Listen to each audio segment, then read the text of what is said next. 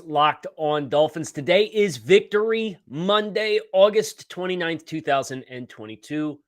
Reacting to all of the game tape, which I had a chance to review yesterday from the Dolphins' 48-10 preseason victory over the Philadelphia Eagles.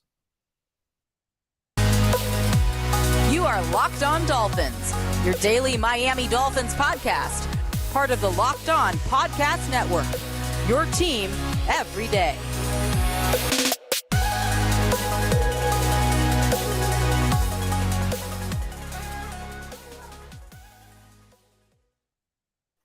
What's going on, Dolphins fans? Kyle Krabs, your host here on Locked On Dolphins. Today is Monday, August 29th, 2022. It is Victory Monday here on the show. I want to thank you guys for making Locked On Dolphins your first Miami Dolphins listen of the day. And today's episode is brought to you by our friends over at Brightco. The guys at Brightco Jewelry Insurance made buying insurance for your engagement ring, watch, or whatever easy so you can get covered in 2 minutes on your cell phone. You won't find a better deal on coverage that's so affordable. Go to bright.co/locked on. Obviously, Victory Monday here on the show. Dolphins victorious 48-10 against the Philadelphia Eagles in week 3 of the preseason. A generally sublime performance for the Miami Dolphins on the field. But I would be remiss, and I'm sure most of you who are engaged on social media have at least heard this news in some capacity, but I would be remiss to start today's show without acknowledging the loss of a very prominent member of the Dolphins organization and family in Jason Jenkins, VP of Communications and Community Affairs. Passed away at 47 years old on Saturday, very unexpectedly, leaves behind a wife and 3 kids. And I only met Jason a couple of times. But Jason was somebody who, when I did see him and he introduced himself to me, he treated me like an old friend. And everybody who has come out and voiced their devastation in the loss of Jason Jenkins as a human being has echoed that that's who he was for everyone. And when I think about the Dolphins as an organization, I haven't done USA Today's Dolphins Wire for about a year now, but I had that title for 2.5 years. And when you first signed the contract with Gannett, the media company that runs the Wire sites, their focus is they want to provide reading volume to their audience. So they're looking for 4 to 6 topics a day. And if you've listened to my podcast in season, or if you were reading Dolphins Wire at the time, it's not hard for me in season, right? You got a lot of matchups, you got a lot of players, you got a lot of storylines, and then you get to the draft cycle. And in the draft cycle, there's endless players you can tie with teams and mock drafts and team visits and workout, all that kind of stuff, free agency. But think about like the months of like June and July, when like you got a little bit of mini camp, but not really. And then training camp doesn't start until the very end of July, right?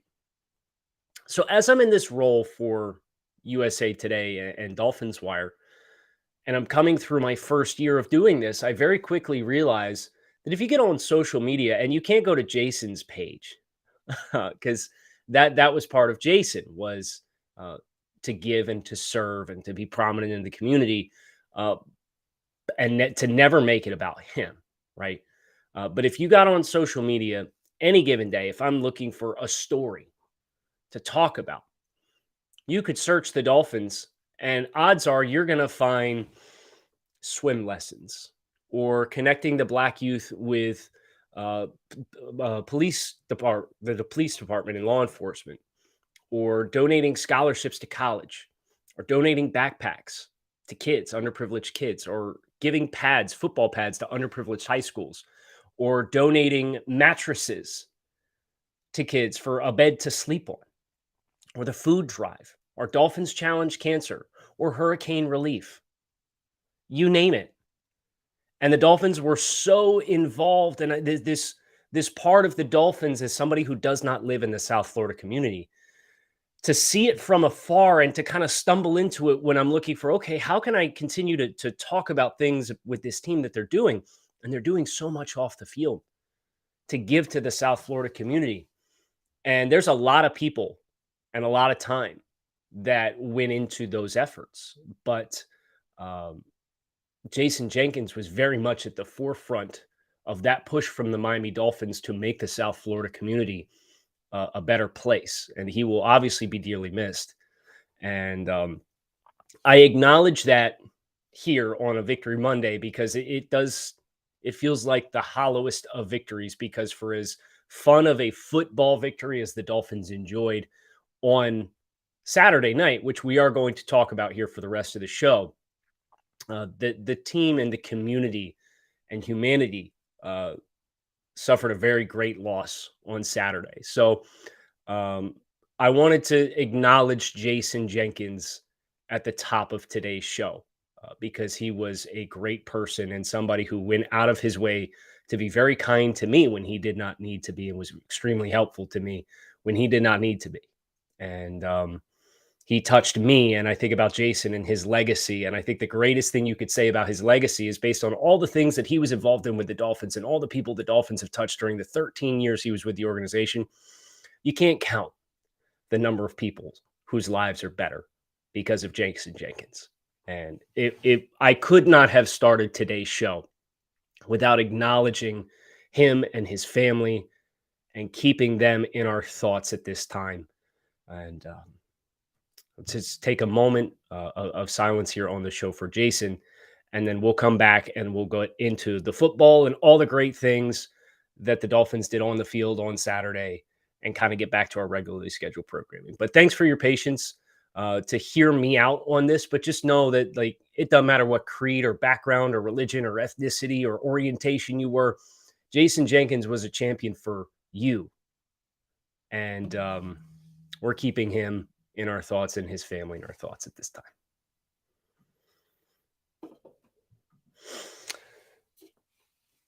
Okay, let's switch gears. Let's talk a little football here on today's episode of Locked On Dolphins. It is Victory Monday here on the show. Dolphins 48-10, a spectacular performance in every phase, really, of the game. Almost 500 yards of offense, 27-0 lead in the first half.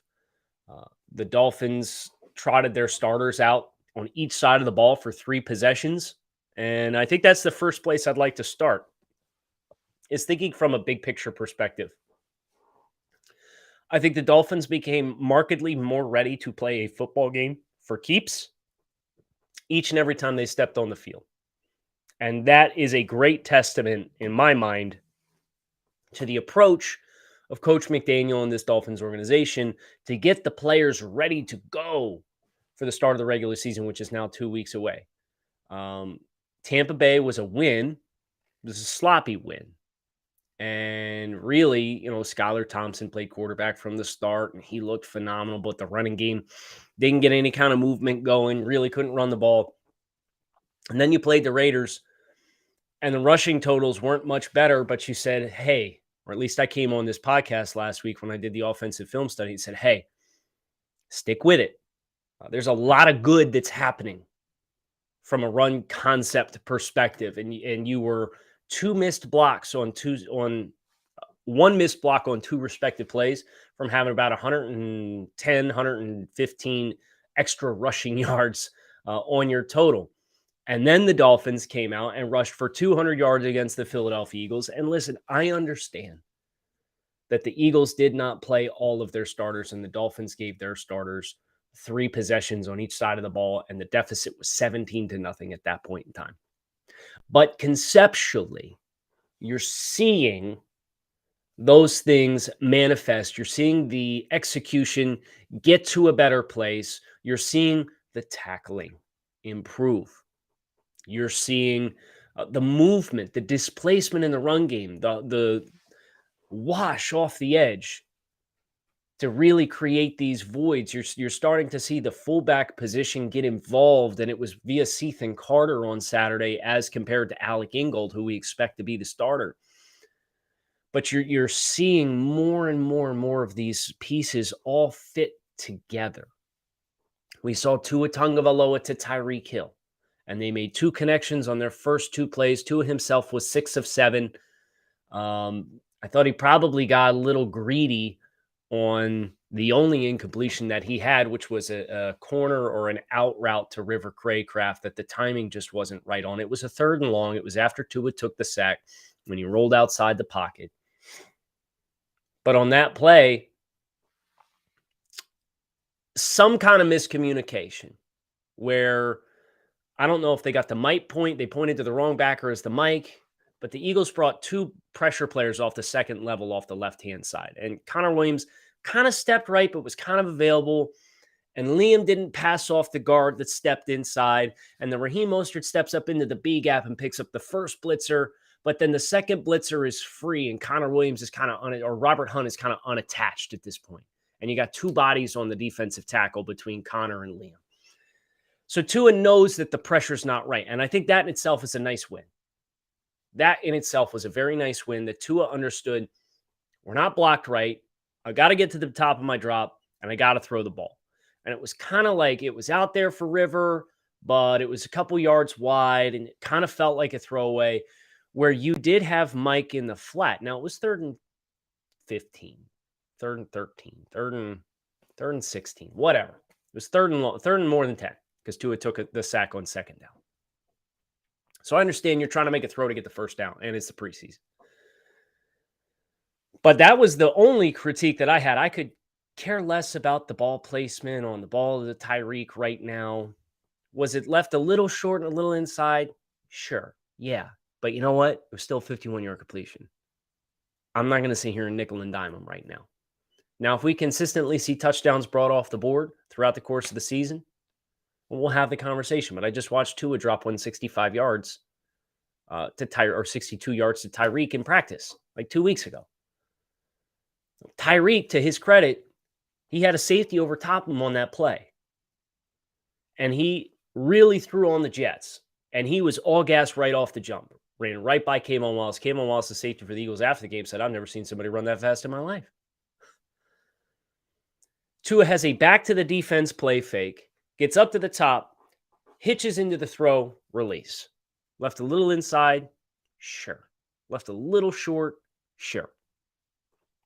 But that comes down to you can do it you can do that in practice when you're against cover 3, which is what it was in practice when Tua dropped the dime to him and everybody lost their mind with the practice clip. Cover 3, safety cuts the crossing pattern. The other corner's got to try and run underneath of it and get there and can't. And you got free access. It's a different thing altogether when you are speed releasing at the line of scrimmage against man coverage with a safety over top of you and you still run by it. That's a testament to the speed that Tyreek Hill has because that route should not be open. Should not be open. Man coverage safety over the top to that half the field. I'll tell you right away. You're not supposed to be able to throw the go ball there. The process has to be a little quicker because the speed release is quicker because you got to run past the safety at 15 yards of depth. The timing's going to get better and the timing's going to be fine. Completed pass, I don't care. I don't care. And I'm sure that there are plenty of people who do, and you see it continue to be nitpicked. But it's I wrote this story when Tua Tagovailoa came out of college. And I am still, I'd like to make this abundantly clear. I'm not settled on where exactly on the spectrum of Tua avid love and Tua not the long-term answer. I don't know where I'm going to fall on that spectrum right now. I don't have enough information. But I'm seeing enough flashes, and I'm not going to nickel and dime every single throw just to throw some dirt on the pile or lift him up unnecessarily. It was a good play. It was a play you're not supposed to be able to hit, and the Dolphins hit it anyway because of Tyreek and his speed and explosiveness. And Tua got it out there, and Tyreek made an adjustment on the ball. And a lot of times, that's the recipe for successful plays. You think Joe Burrow and Jamar Chase hit the ground running because every ball's a dime, or is because it's understanding the leverage of the defensive back, put it to a certain spot, let Jamar Chase make an adjustment.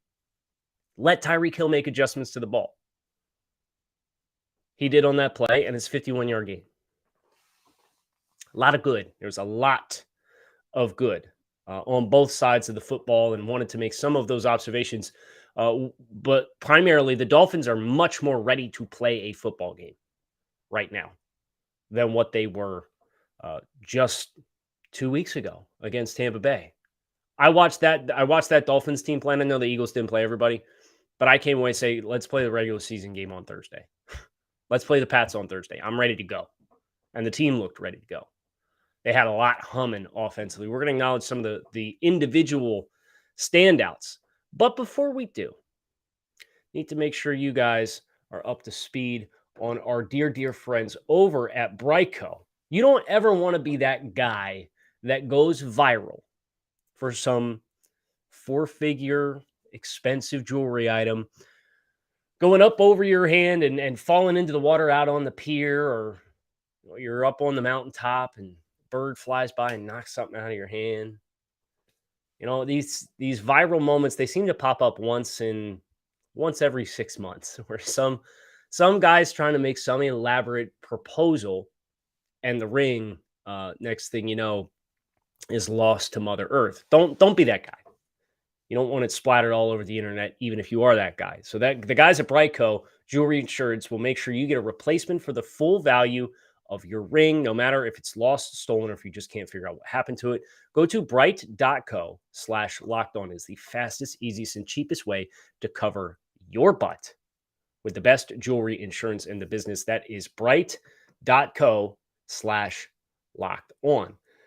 As we continue here on the show, we're going to talk about a lot of fast performers, right? What's also nice when it's fast is your cars. Turo is the world's largest car sharing marketplace.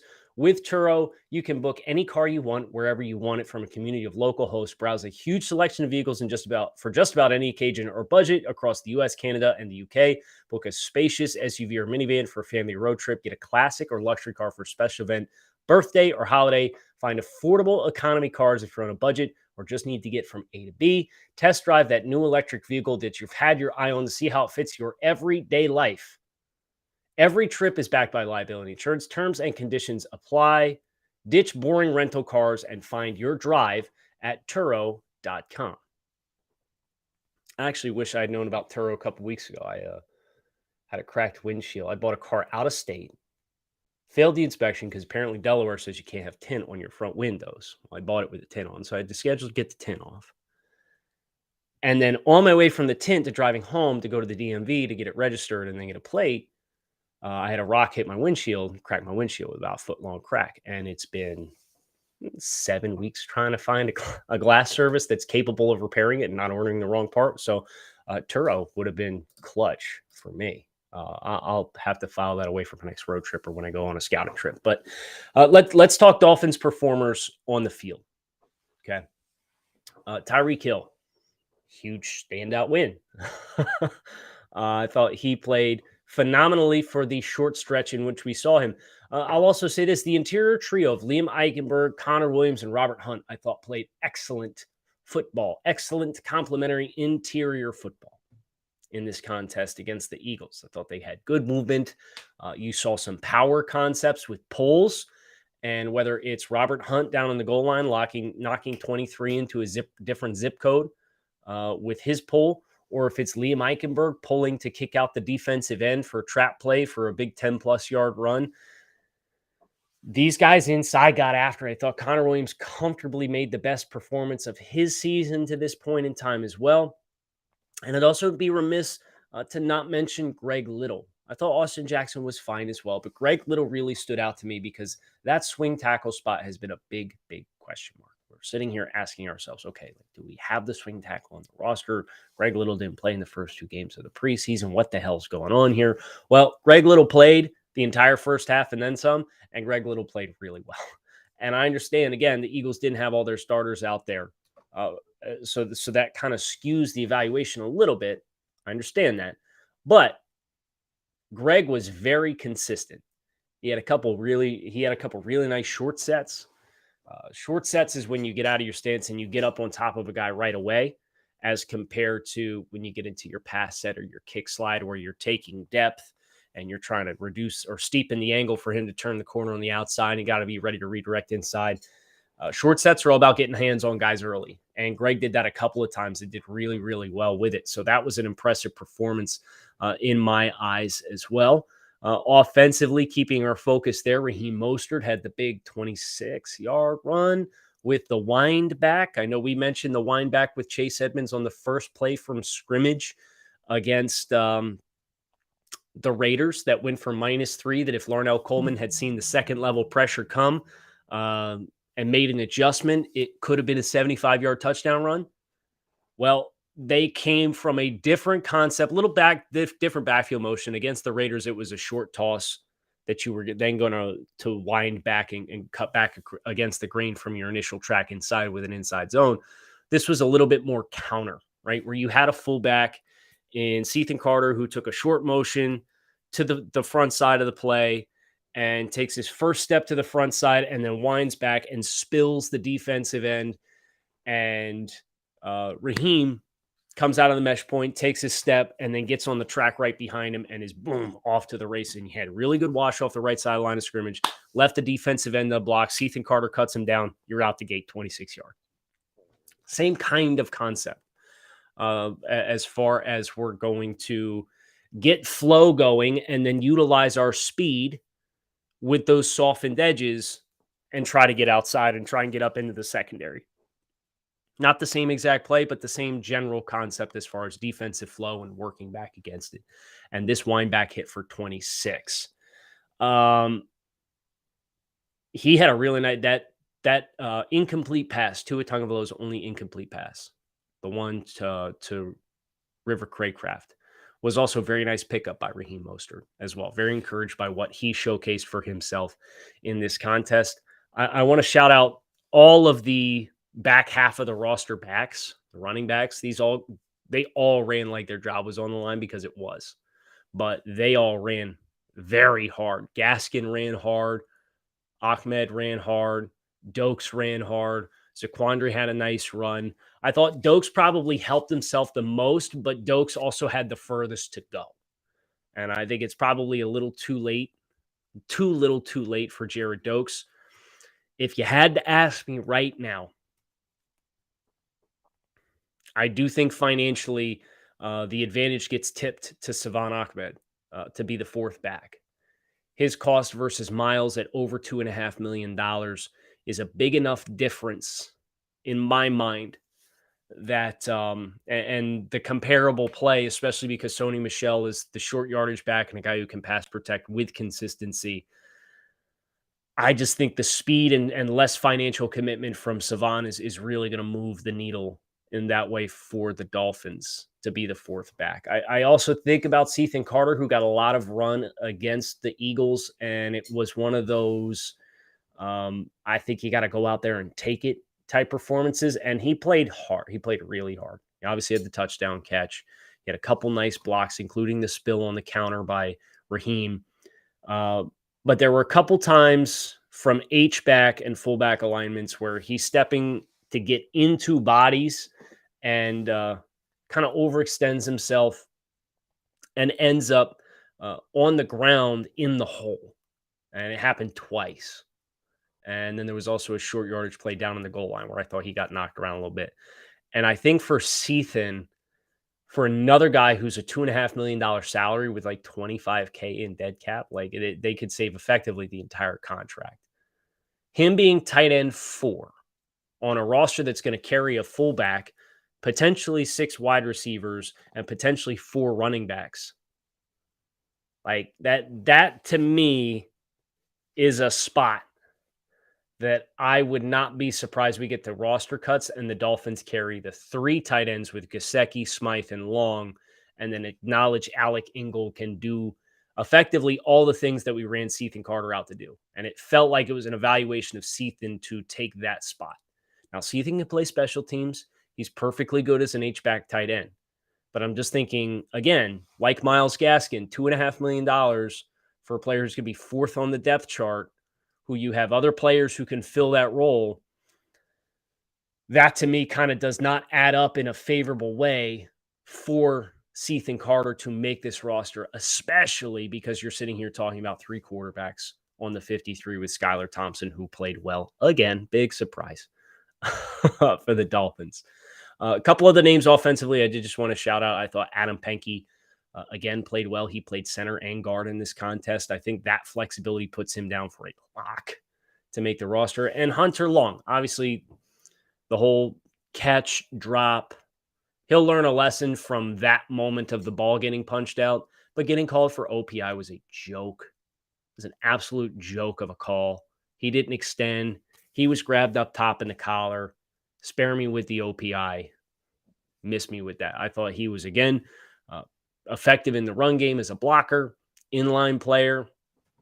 And then he bailed Skylar Thompson out. I mean, let's be honest. That ball by Skylar Thompson with a defender in your face, off your back foot, into double coverage is not a ball you ever want to throw. You never want to throw that ball. Now, you'll get patted on the butt when you get over because it's a touchdown. Say, hey, nice job. Don't ever do that again. But that was a pick until Hunter Long made the effort that he made to undercut the defender and make that catch. So props to Hunter. I'm glad he got on the board with the touchdown and the score because I thought he got robbed the one earlier in the game. But Hunter Long, again, second straight week was a winner for me offensively for the Miami Dolphins. Before we get to the defensive side of the ball, I'll tell you about our friends over at Prize Picks. How does it work? You get 2 to 5 players that you can pick. And if they go score more or less than Prize Picks projections, you can win up to 10 extra money for any entry. So here's an example. You could say, I'm taking Patrick Mahomes to throw for more than 320 yards, Derrick Henry to rush for less than 85 yards, Cooper Kupp to score more than a half a touchdown, and Tyreek Hill to catch more than 3.5 passes. If your parlay of picks works successfully and you beat the house line for Prize Picks, you win. It's you versus the projections available. Prize Picks offers projections on any sport that you watch, including NFL, NBA, NHL, PGF, college football, men's college basketball, women's college basketball, soccer, WNBA, esports, NASCAR, tennis, MMA, boxing, disc golf, Euro basketball, cricket, and more. Need I say less? Entries can be made in 60 seconds or less. It's that easy, fast, and safe withdrawals available. Currently operational in over 30 states and in Canada. Download the Prize Picks app or go to prizepicks.com to sign up and play daily fantasy sports. First-time users can receive a 100% instant deposit match up to $100 with promo code Locked On. If you deposit $100, Prize Picks will give you an extra $100. If you deposit $50, Prize Pick will give you an extra $50. I'm not a math guy, but I can figure that one out. Don't forget to enter promo code Locked On to sign up for an instant deposit match up to $100.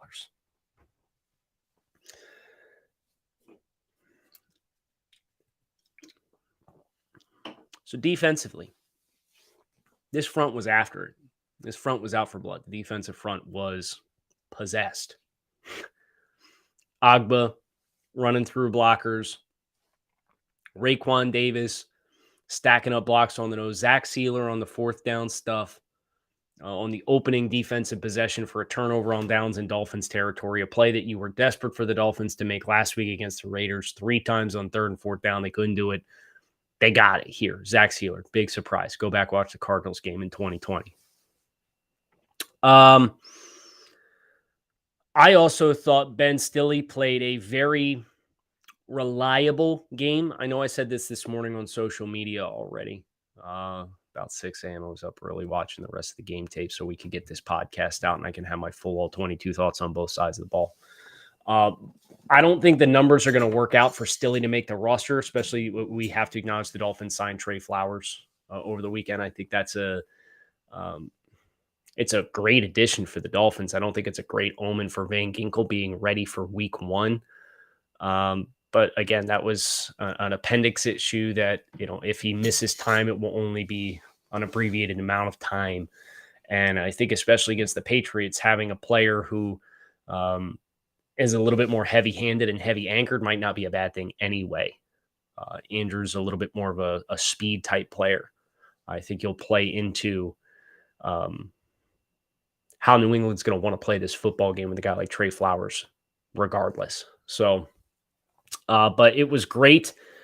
to see one Melvin Ingram out there creating chaos, blowing up 2 blocks on the front side on an outside stretch to allow linebackers to scrape behind him and Christian Wilkins to scrape underneath of him to pursue and string that out and set up a tackle on the perimeter for no gain. He was very active. I thought the first step for him and Jalen Phillips popped. Jalen, again, man, he drew the holding penalty on the run to help kill one drive for the Eagles. Then he forced another punt with a very quick win against Andre Dillard, screaming off the edge and hitting Gardner Minshew as he was throwing the football underneath. I did not realize his hit actually preceded the release of the throw. It felt it was his presence that forced the throw to be poor, but Jalen actually got there in time and hit him as the ball was coming out and forced a bad throw for what would have been a completion underneath to the back for a first down. The front was very, very active. Even Benito Jones splashed a little bit. Now, I still think Benito, with consistency, there are some things you want to see get better as far as absorbing lateral contact. He's a little bit more of like an undersized penetration type as compared to a true nose. And I think with what you have defensively with Raekwon, and Christian can play the nose if you wanted him to, and John Jenkins, I don't think the numbers are going to work in Benito's favor either, but he's a great practice squad stash guy that you could elevate for a game if you needed to. So that's kind of my expectation for Benito as well. Man, there's Sam McGuavin played his butt off. He was active. He had a sack against Reed Sinnott. He had a couple really nice tackles in space. He did a really nice job. Speaking of deconstructing blocks, Sam McGuavin did a nice job. Channing Tindall, he folded Josh Sills in half like a lawn chair in a short yardage run. Like literally step down, punch, set the hands, roll through with the hips, bow the offensive lineman's back, and then boom, fold him in half, pull him down. And Tindall played his butt off too. I will say this, Channing Tindall, he had the missed tackle on the touchdown run, but there were also 4 DBs on the back end of that play along the perimeter who just absolutely crapped their pants trying to flow and get off blocks on the perimeter. Elijah Hamilton was one who took out another Dolphins defender with how poorly he negotiated traffic and trying to work off a block on the edge. And then I thought Verone McKinley took an ambitious angle and then got caught up in the wash as well.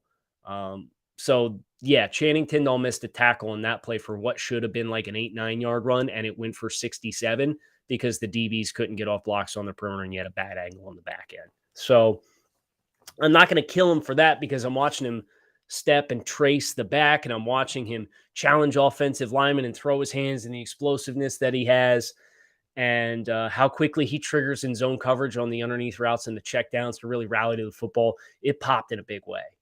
Channing Tindall looked great for the second half that he played in that game. I thought Jerome Baker played pretty well. He overran one throw that was underneath, kind of got strung out to the sideline, and he stayed over top of it. But when he came to balance, he was a little too far outside and gave up a cut and a little bit extra yards on that play in particular. But I thought Baker played really well as well. Brandon Jones, some zone coverage. So conceptually, the Dolphins were back to a lot of the one robber, cover one, with a free safety over top, and then they'd spin the second safety down and have him play kind of like a shallow in between the hashes, cut anything that comes across the middle. So a lot of one robber. You saw a lot of cover 3 again, and I thought their drops were actually very good in cover 3 in this game. I thought their landmarks were really, really clean until you got late in the game, and then there was one play in particular, which Verone was kind of shaded to the boundary when they went up to the field, they had a vertical that could have hit between the corner and the safety because Verone had his hips open to the boundaries compared to the field. But that would have been a big boy throw from Reed Sinnott. So I understand why the landmarks were spaced the way that they were. But I really thought your second level zone defenders, your backers kind of dropping out and sink underneath everything and then rally up and tackle, because you're going to force them to take the underneath stuff and you're going to force them to nickel and dime their way all down the field. That I thought that was a very, very good performance from a zone perspective from the Dolphins. And again, it's worth remembering, two of your best players on the defensive side of the ball did not play. Now, A.J. Brown didn't play. Devontae Smith didn't play. I don't even think that their third receiver played. So I get it. It was a lot of Deion Kane, right? A lot of threes on offense. But just the execution of what you had off defensively, I thought was at a really high level. I thought Eric Rowe popped a couple of times. Stepping up, making some plays in the run game, kind of filling on the outside. Noah Benogany had the nice pass deflection as well. There's a lot to like. It was a very complete performance. I think they said this 48 points was the most points the Dolphins have ever scored in a preseason game, surpassing a total against the Saints in 1974. Was the second highest yards performance in the preseason since 2017. And like the Bills last week was the only one that was better. This was all around defensive touchdown. Shout out to Elijah Campbell. Again, this dude's got to be on the roster. This dude has to be on the roster. I don't care if it's at the expense of Clayton Fejedelem or Noah Benogany. But if we get to tomorrow at 4:00, and initial cuts comes tomorrow at 4:00, and we'll do our final discussion on what I think that's going to look like, what it will look like, not necessarily how I would construct it. If Elijah Campbell's not on it, it's an L for the Dolphins. Now, it's not going to break your season. It's not going to kill you, but it would be an L in my mind with how good Elijah Campbell has played throughout the course of the preseason. He played on teams as well. So lots and lots and lots of good. Jason Sanders, another 50-plus yard field goal attempt. Looking forward to seeing how the dust settles here for the Miami Dolphins. Obviously a big win. A lot of players playing with a lot at stake, and they came out and they played an inspired game of football on Saturday night. So we'll be back tomorrow to talk about that 53 roster projection. And then, of course, we'll talk about what it actually looks like on Wednesday, talk about surprises, talk about potential waiver wire claims across the league, because everybody's got to cut to 53 by 4:00 tomorrow as well. So lots to look forward to. Hit subscribe, keep it locked in right here on Locked On Dolphins, your team every day.